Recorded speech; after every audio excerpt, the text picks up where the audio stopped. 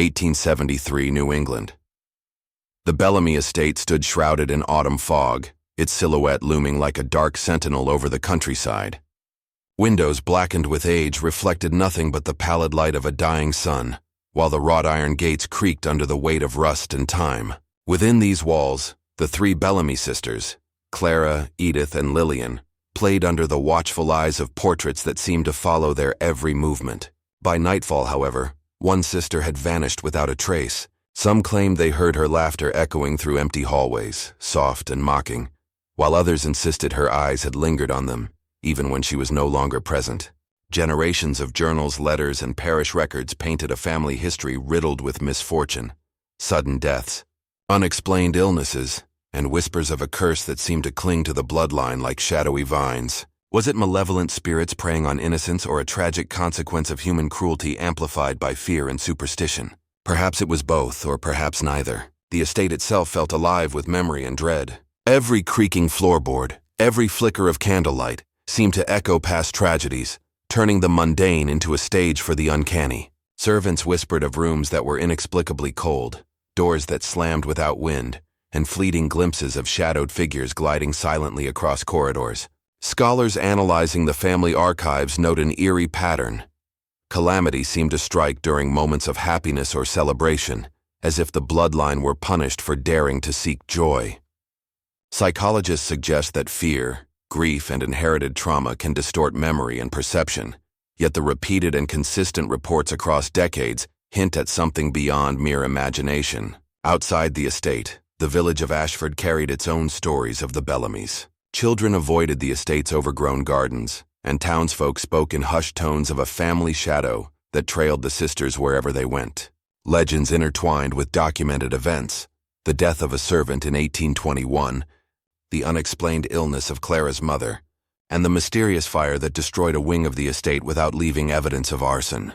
To the modern mind, coincidence or paranoia may explain these occurrences, but to those who lived within the shadow of the Bellamy name, the curse was real, a presence that shaped every action, every decision, every whispered prayer. Tonight we will explore the collision of innocence and evil, superstition and rational thought, trauma and psychology. Using historical documents, survivor testimonies, and expert analysis, we will reconstruct the labyrinthine history of the Bellamy sisters and the curse that stalked them. Perhaps their disappearances were the result of circumstance, human malice, or inherited misfortune. Or perhaps the curse was real, stretching across generations, touching the living and the dead alike. In the foggy corridors of the Bellamy estate, where shadows linger and memory refuses to rest, the story begins, and the question remains: can we ever separate truth from legend, or are some mysteries destined to remain unsolved, haunting us long after the candle burns out? The origins of the Bellamy family curse trace back to the late 18th century, centered on patriarch Jonathan Bellamy, a man whose deeds, intentions, and obsessions became the foundation for generations of misfortune. Some contemporaries claimed he had made a pact with a shadowy figure, a presence that whispered promises of wealth, power, and protection in exchange for loyalty beyond moral bounds. Others argued that Jonathan's troubles stemmed not from the supernatural, but from mortal enemies, neighboring families with whom the Bellamys were embroiled in a bitter, violent feud that ended in bloodshed, with bodies buried in shallow graves beneath the estate's ancient oaks. Villagers whispered that the curse did not begin with a single act of malice, but rather with the accumulation of fear, violence, and unrepented sin, all concentrated in the lineage of a family that never knew peace. The earliest parish records note sudden deaths of infants, mysterious illnesses, and inexplicable accidents that, in isolation, could be attributed to misfortune, yet the pattern repeated with uncanny precision, hinting at a darkness that transcended coincidence. Jonathan Bellamy was described by contemporaries as a man both brilliant and unbalanced. Letters preserved in the family archives reveal meticulous attention to detail, a preoccupation with inheritance and legacy, and a compulsive desire to control the lives of those around him. He recorded events in journals with a precision that borders on obsession, documenting illnesses, disputes, and moments of fear that may have otherwise faded into obscurity. Yet within these same documents lie references to dreams and visions, shadows moving independently in candlelight, whispers that seemed to answer questions before they were asked, and fleeting glimpses of figures that could not be explained by natural law. Some historians argue that Jonathan's psychological state, potentially paranoia, or a form of obsessive-compulsive disorder, may have contributed to the legend of a curse. A tendency to interpret coincidence as design, accident as malevolence. The interplay between his documented behaviors and the myths that grew around him illustrates the human desire to create narrative patterns, to impose order on chaos, and to find meaning in what might otherwise be random events. The estate itself became a crucible of fear. Rooms once intended for leisure were converted into study chambers, libraries, and private quarters designed to monitor the household. Servants, bound by loyalty and fear, reported unusual occurrences, sudden drafts, flickering lights, and sounds of footsteps where no one walked. Though modern readers might dismiss these as the natural noises of an old house, in the context of 18th century New England, where superstition, religious fervor, and the remnants of puritanical fear lingered, the reports became evidence of a family touched by the uncanny. Villagers began to regard every Bellamy child as potentially doomed. Every instance of joy or ambition within the household was scrutinized and often feared. The family's isolation, both self-imposed and socially enforced, allowed legend and reality to fuse, creating a feedback loop in which belief in the curse reinforced its effects, shaping behavior, perception, and memory. Psychology offers insight into how fear can become self-fulfilling. The Bellamy descendants were raised with stories of Jonathan's deeds, of shadows and whispers that haunted the family, and of misfortunes that seemed inescapable. Children internalized the notion that happiness was dangerous, ambition was punishable, and innocence could trigger calamity. As adults, they acted cautiously, sometimes obsessively, attempting to avoid the patterns described in family lore. Yet the very act of vigilance amplified anxiety, and anxiety can precipitate errors, accidents, and illness. Modern psychologists argue that this phenomenon, where belief in a curse influences behavior and perception, is a powerful force, capable of generating experiences indistinguishable from the supernatural. Memory, too, is colored by expectation. Events that might have been trivial became significant, coincidences became portents, and ordinary accidents were interpreted as evidence of a malevolent force. Historical documents and myth intertwine in a complex tapestry. Estate records, letters, and parish registers provide evidence of repeated tragedies, sudden deaths, untimely illnesses, and bizarre accidents that strike without apparent cause. Yet folklore handed down through generations embellishes these events, introducing shadowy figures, whispers in empty corridors, and unseen forces that prey upon the family. The contrast between fact and legend is stark. One can verify dates, locations, and circumstances, yet the cumulative impression suggests something beyond explanation. In the case of Jonathan Bellamy, the pattern is clear. Misfortune recurs with alarming regularity, yet each instance is interpreted through the lens of inherited narrative, producing a story in which myth reinforces reality, and reality strengthens myth. The curse, as it came to be understood, was not simply a narrative of supernatural horror. It functioned as a social and psychological mechanism, shaping behavior, instilling caution, and reinforcing familial hierarchies. Villagers noted that no Bellamy achieved lasting happiness without incident. Marriages ended in tragedy, births were followed by death, and wealth often vanished as quickly as it was acquired. Scholars examining these patterns consider the possibility of environmental, genetic, or sociological factors. Hereditary disease, isolation, and stress-induced health problems could explain much of the misfortune. Yet these explanations fail to account for the psychological resonance of the curse, the way belief itself perpetuated a cycle of fear and accident. It is this interplay between tangible misfortune and intangible dread that defines the origins of the Bellamy curse. Jonathan's misdeeds, whether real or exaggerated by legend, established a framework for interpreting subsequent generations. His journals describe disputes with neighbors, secretive behavior, and a preoccupation with omens and portents that would haunt the family for decades. By the time Clara, Edith, and Lillian were born, the curse was no longer merely a story. It was a lived reality, a lens through which all experiences were filtered. The psychological weight of expectation, combined with the social isolation imposed by villagers' fear, ensured that even minor misfortunes were magnified, often interpreted as the inevitable consequences of inherited sin. Ultimately, the origins of the Bellamy curse reveal a collision of history, psychology, and legend. Jonathan Bellamy's life, meticulously recorded and mythologized, demonstrates how human behavior, fear, and narrative can intertwine to produce a multi-generational legend. The interplay between documented fact, letters, estate records, parish documents, and folklore transforms a historical figure into a symbol of malevolence, shaping perception for centuries. This foundation connects directly to the lives of Clara, Edith, and Lillian, highlighting the tension between inherited trauma, moral philosophy, and the human tendency to perceive patterns, even in chaos. The curse, real or imagined, became a self-perpetuating cycle, a shadow that haunted every corner of the Bellamy estate and every member of the family who dared to live, hope, or play within its walls.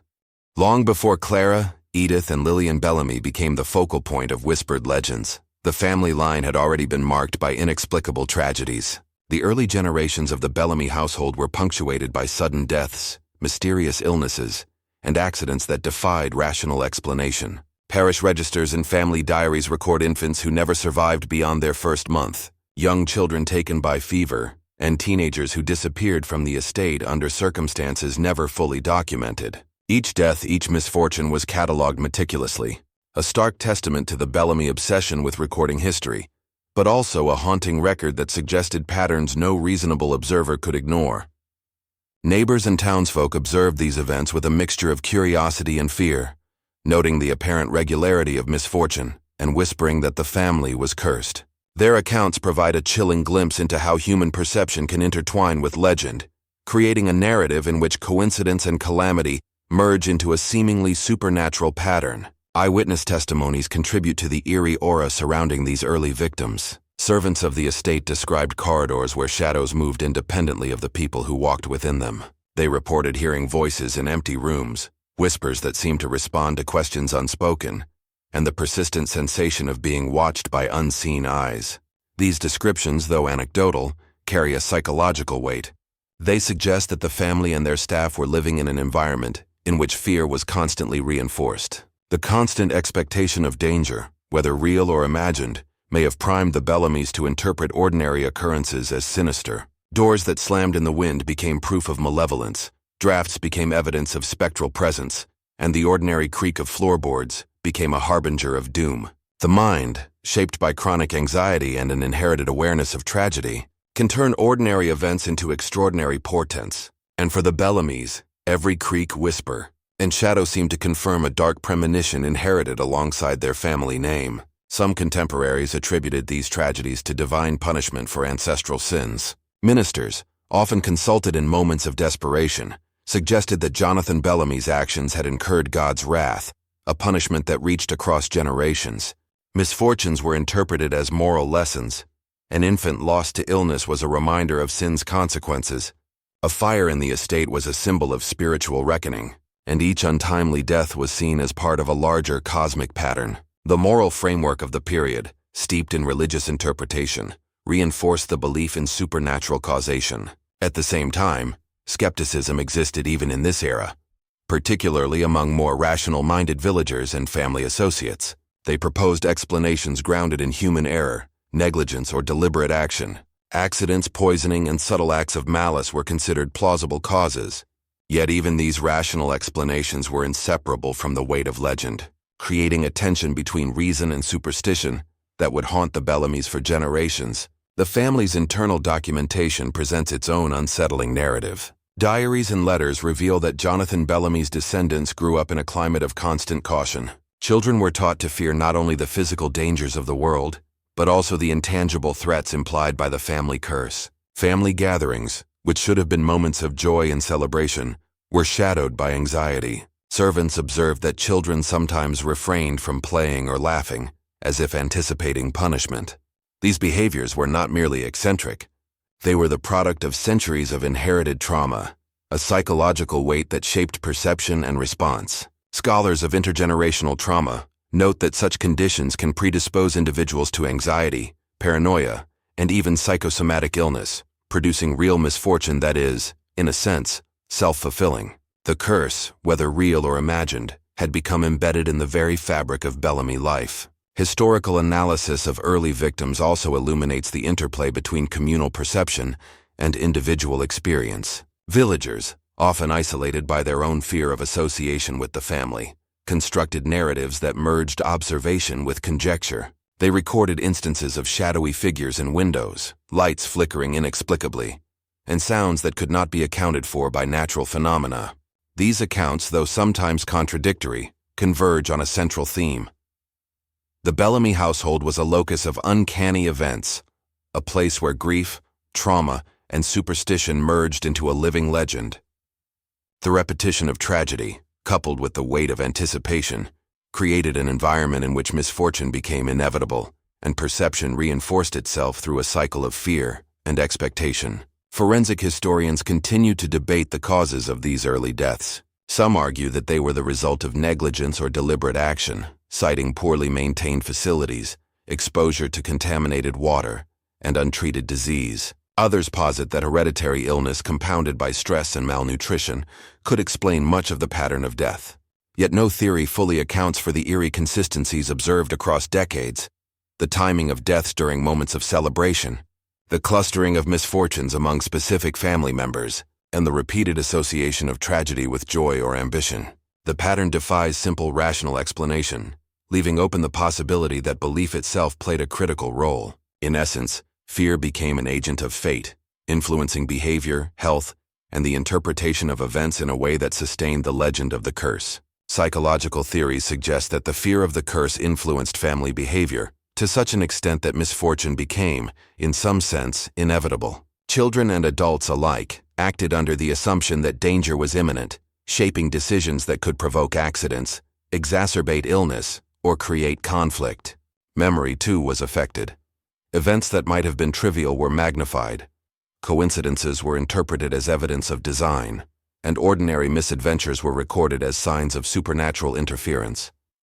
Over time, this reinforced the legend, ensuring that each generation inherited not only the family name, but also the expectation of calamity, a psychological inheritance as potent as any genetic trait. By examining the first victims, we begin to see how history, legend, and psychology converge to produce a narrative of inevitability.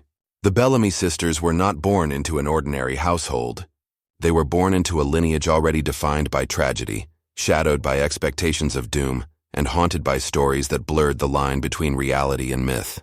Each accident, each sudden illness, and each unexplained disappearance became part of a cumulative pattern, setting the stage for the later disappearances that would captivate historians, folklorists, and the public alike. The convergence of grief, fear, and communal anxiety created a fertile ground for legend to flourish, shaping perception and memory across generations. Ultimately, the early victims of the Bellamy family curse illuminate the intersection of human behavior, superstition, and psychological trauma, whether caused by accident, malice, hereditary illness, or the self-perpetuating power of fear.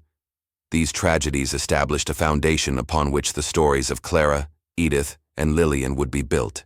The narrative of the first victims is not merely a catalogue of misfortune.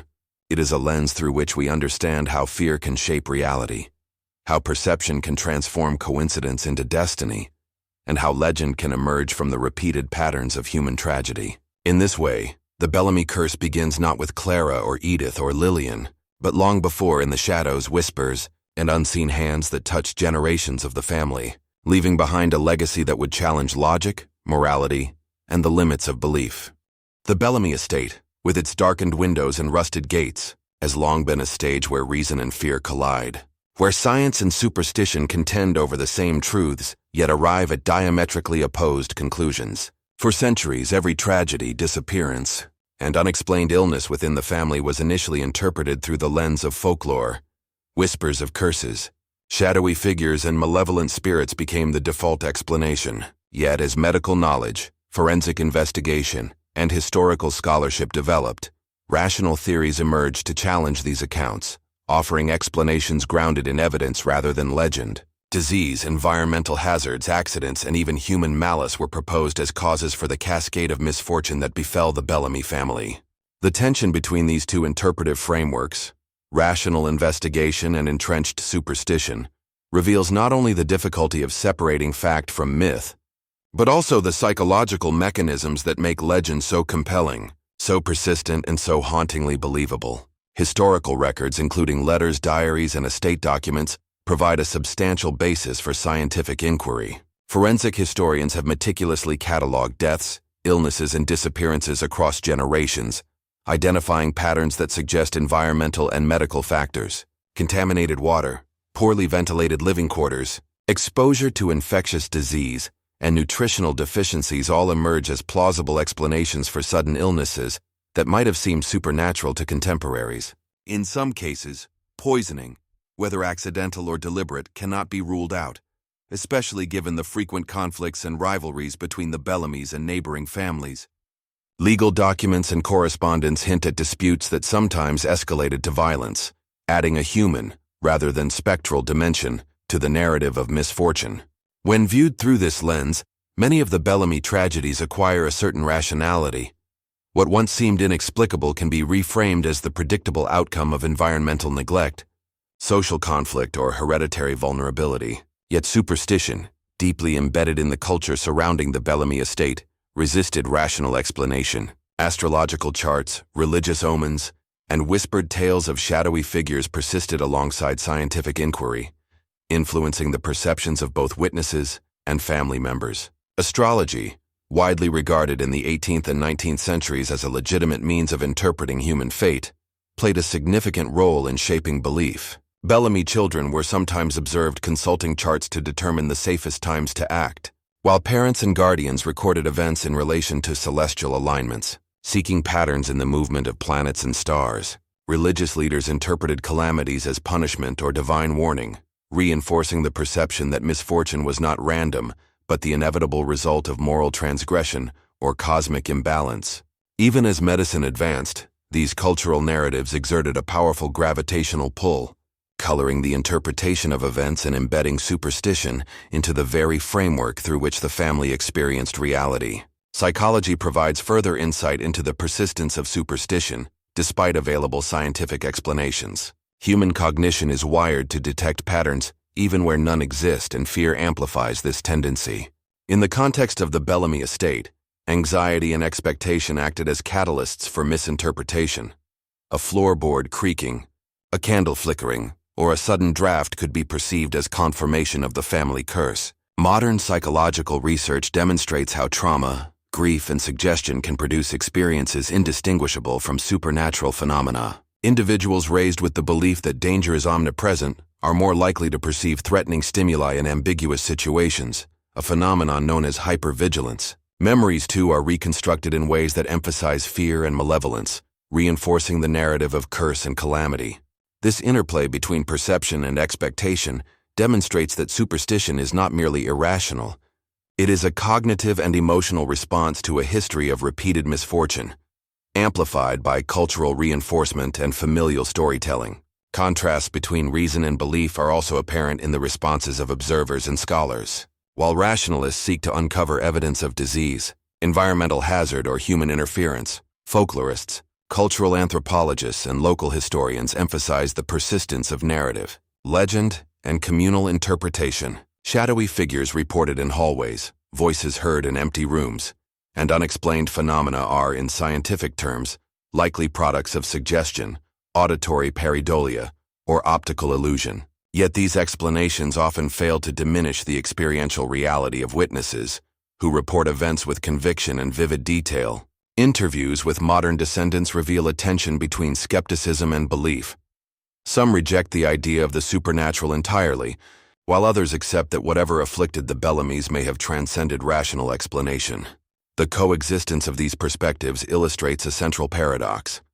Science can illuminate patterns and provide plausible causes, yet it cannot fully dispel the haunting power of myth or the emotional weight of fear. Environmental hazards present a particularly compelling bridge between science and superstition. The Bellamy estate, built on land prone to flooding and located near steep cliffs and dense forests, introduced real dangers into everyday life. Slips, falls, accidental drownings, and exposure to the elements were common, yet in an era steeped in legend, these occurrences were readily interpreted as manifestations of the family curse. Structural instability, faulty heating, and hidden wells could explain sudden deaths and mysterious injuries.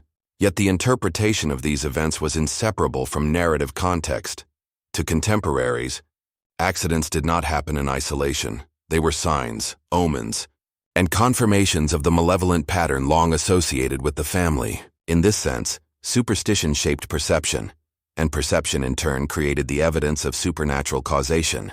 Medical explanations, too, provide insights that challenge myth without entirely dispelling it. Infectious diseases such as tuberculosis, influenza, and dysentery, combined with limited access to effective treatment, account for many sudden deaths. Nutritional deficiencies, exposure to cold and high-stress environments further compromised health.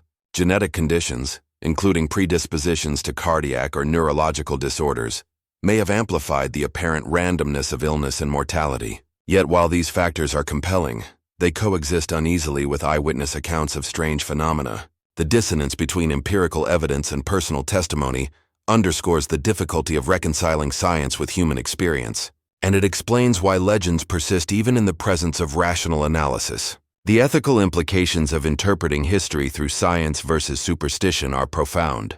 Assigning supernatural causation can absolve individuals of responsibility, while rational explanations may seem to strip away the moral or emotional significance of events. Scholars must navigate this terrain carefully, acknowledging the validity of cultural narratives while investigating factual causes. The Bellamy case exemplifies this tension.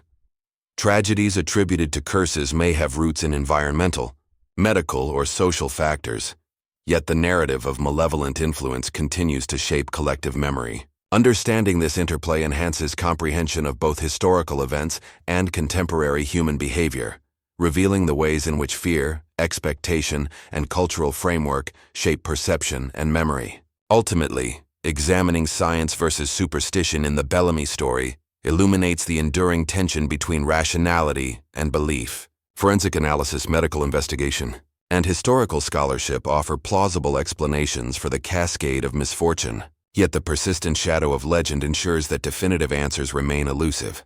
Shadowy figures, whispered voices, and inexplicable occurrences continue to captivate the imagination, demonstrating that myth is not merely embellishment, it is an enduring psychological and cultural force.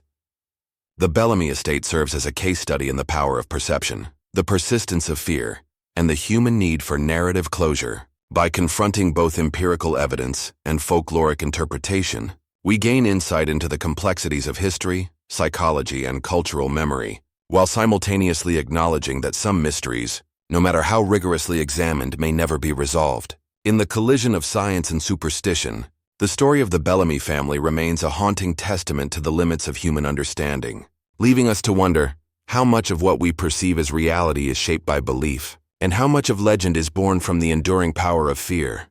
Despite the centuries of misfortune that plagued the Bellamy family, some individuals survived to recount experiences that would haunt both themselves and future generations. These survivors, relatives, long-serving retainers, and occasionally neighboring villagers, offered narratives that blurred the line between reality and legend.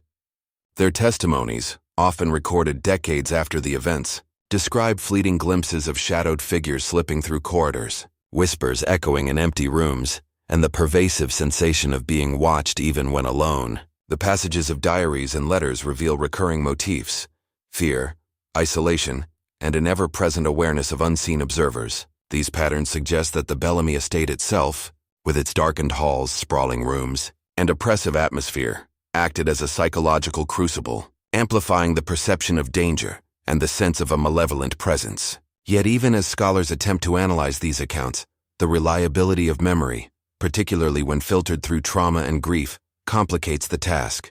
How much of these narratives reflects objective events, and how much is a projection of the mind's response to fear? Survivors consistently describe shadowy figures that defy natural explanation. Some witnesses reported forms at the edges of vision, vanishing when approached, leaving only a chill in the air and a sense of deep unease. Others spoke of figures seen fully for moments, appearing almost corporeal yet dissolving into darkness when examined closely. One former housekeeper, writing decades later, recounted a night when she saw a tall figure with indistinct features glide along the hallway, its presence accompanied by a low, murmuring sound that seemed to echo her own heartbeat. She described feeling simultaneously terrorized and compelled, as though the entity commanded attention beyond rational comprehension. These reports, while anecdotal, are consistent in their emotional intensity and the recurring imagery of shadows, whispers, and unseen watchers.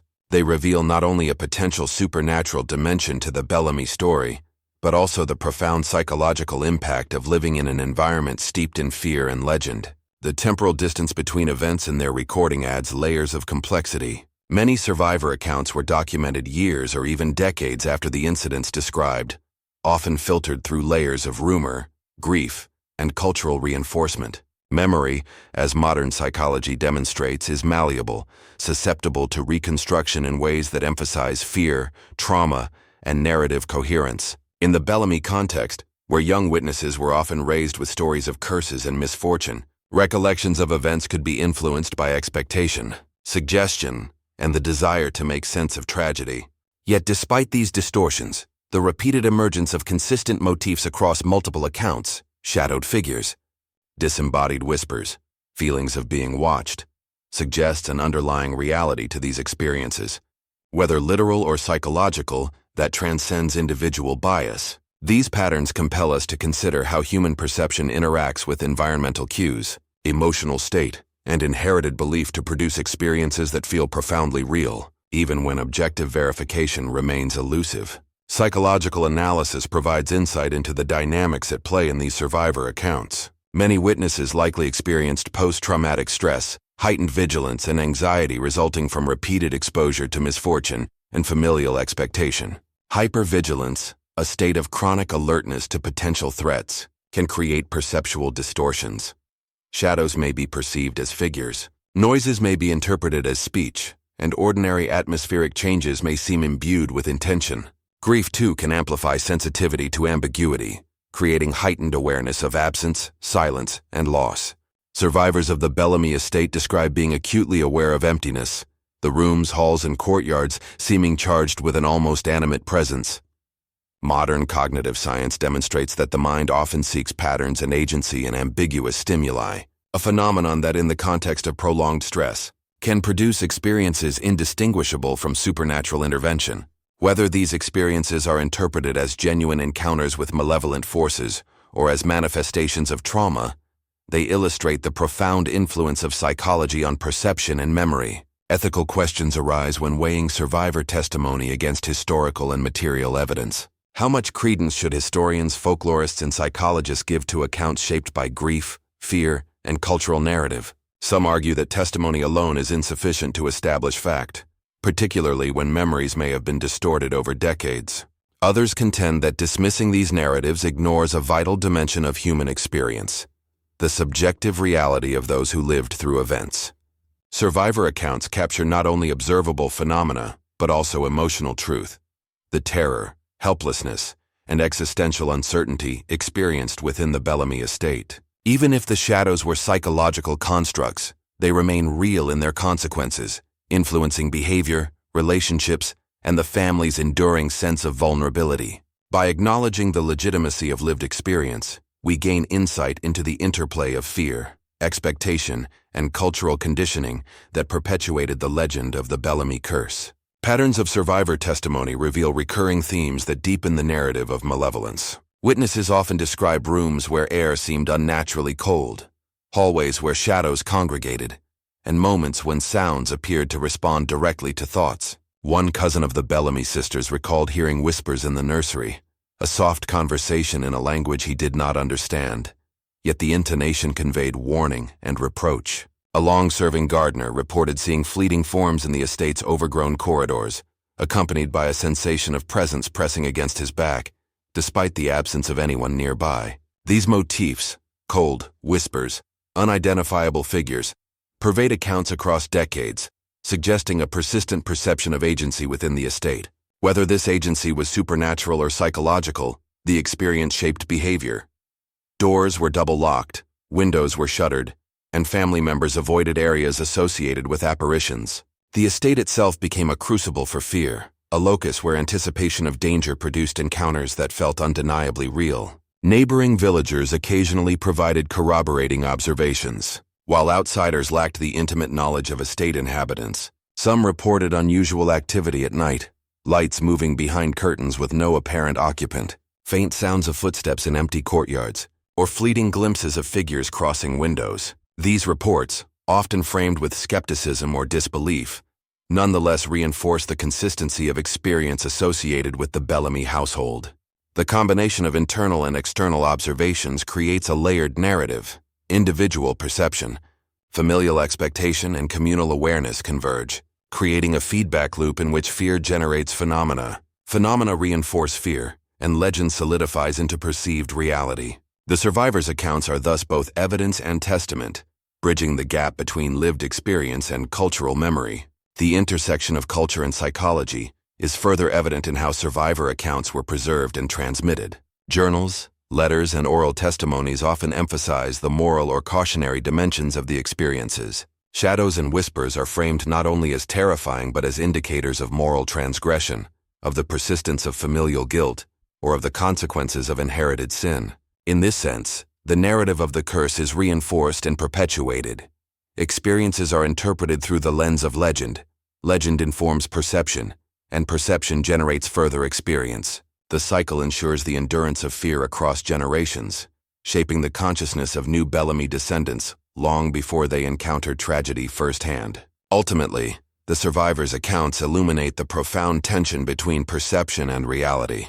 Whether manifestations of trauma, imagination, or genuine supernatural presence, they reveal the extent to which fear can become tangible, shaping memory, behavior, and cultural narrative. Through these narratives, we see how the Bellamy curse extended beyond material misfortune into the realm of experience, creating a psychological legacy as potent as any documented death or disappearance. By examining survivor testimony, we gain a deeper understanding of the intersection between psychology, culture, and legend, and confront the unsettling possibility that some aspects of human experience remain impervious to rational explanation. These stories invite reflection, prompting us to question how much of reality is shaped by inherited fear, how much by cultural expectation, and how much by forces beyond comprehension. In the lives of Clara, Edith, and Lillian, the echoes of these accounts resonate, connecting past and present, fear and memory, legend and lived experience. For centuries, the Bellamy curse has inspired speculation, scholarly debate, and folklore, creating a web of theories that intertwine fact, fiction, and psychology. One prevailing theory suggests that the misfortunes began with patriarch Jonathan Bellamy, who, according to legend, made a pact with a malevolent spirit to secure wealth and influence for his descendants. Folklorists trace these stories to broader traditions of bloodline curses in New England, where tales of ancestral pacts, divine punishment, and supernatural retribution were woven into the cultural fabric. These narratives often served multiple functions, as moral instruction, as cautionary tales, and as a means of making sense of otherwise inexplicable tragedies. In the Bellamy case, the stories of shadows, whispers, and unexplained deaths became enmeshed with the idea of a generational curse, amplifying fear and shaping perception, even as empirical evidence grew increasingly available. Rational historians and forensic researchers offer alternative explanations, grounded in documentation, observation, and analysis. Parish records, letters, and estate accounts reveal a pattern of high mortality rates, sudden illnesses, and tragic accidents that could plausibly be attributed to environmental factors, disease, and human error. The estate's location near dense forests and unstable terrain contributed to numerous fatal accidents, while poor hygiene, limited medical knowledge, and outbreaks of infectious disease exacerbated vulnerability. Some historians suggest that interpersonal conflicts, rivalries with neighboring families, and deliberate acts of violence may account for what folklore attributes to supernatural forces.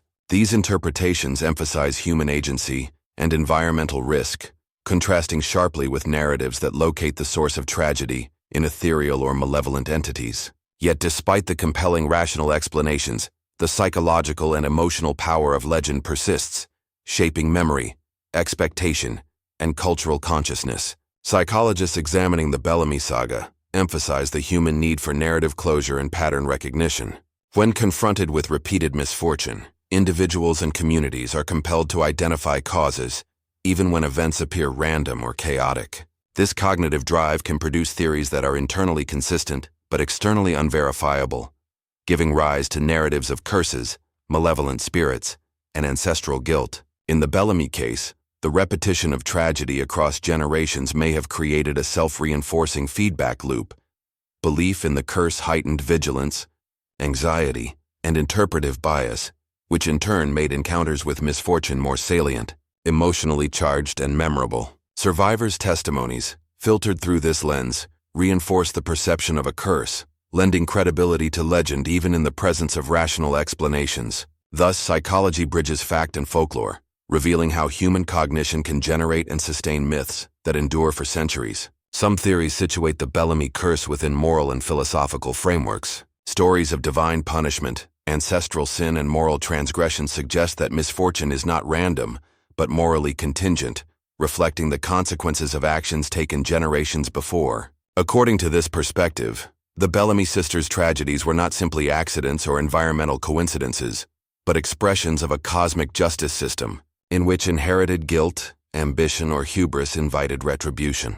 Folklorists note parallels in other New England narratives, where family misfortune is often framed as both cautionary and inevitable, reinforcing social norms and communal values. The moral reading of events enhances the psychological weight of legend, ensuring that each retelling carries ethical and emotional significance, and intensifies the perception of supernatural causation, even when alternative explanations are plausible. Rival theories attribute the misfortunes to human jealousy, malice, and deliberate cruelty, rather than spiritual or cosmic forces. Letters and legal disputes indicate conflicts over inheritance, social standing, and family alliances, suggesting that some tragedies may have been engineered to eliminate rivals or consolidate power. One theory proposes that certain deaths attributed to accidents were in fact orchestrated by family members or servants seeking advantage, cloaked in secrecy and obscured by the opacity of estate management. These rational, human-centered explanations intersect and sometimes contradict supernatural interpretations, creating a layered and ambiguous narrative. The coexistence of multiple theories, moral, supernatural, and human, ensures that the Bellamy saga remains unresolved, leaving historians, psychologists, and folklorists in a state of perpetual debate. Folklorists trace the evolution of these narratives over time, noting how the story of the Bellamy curse expanded beyond immediate tragedy to encompass broader cultural and mythic motifs. Elements of fate, bloodline inheritance, and cosmic justice became intertwined with specific events, lending the narrative symbolic weight. The transformation of real events into legend demonstrates the human capacity to shape history through story. Misfortune becomes morality play, tragedy becomes myth, and the boundaries between fact and fiction blur. In doing so, the legend of the Bellamys achieves a form of immortality, surviving even as objective records fade or are destroyed. The interplay between historical fact and cultural interpretation produces a narrative that is both intellectually compelling and emotionally resonant, sustaining fascination and fear across generations.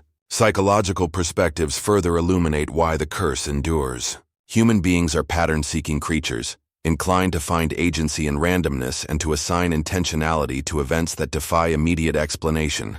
The Bellamy estate, with its documented tragedies and eerie architecture, provided fertile ground for these cognitive tendencies. Experiences of fear, isolation, and grief magnified perception, while repeated exposure to stories of curses conditioned both family members and the surrounding community to interpret events as evidence of malevolent forces. Even rational analysis cannot entirely dispel the emotional and cognitive power of these beliefs, which continue to shape memory, behavior, and narrative construction. In this sense, the curse operates as much in the mind as in the world, an enduring psychological as well as cultural phenomenon. Contemporary interpretations of the Bellamy legend illustrate the ongoing tension between rationality and belief. Modern historians employ forensic techniques, archival research, and contextual analysis to reconstruct likely causes of misfortune, while folklorists, psychologists, and cultural critics explore the symbolic, narrative, and cognitive dimensions of the curse.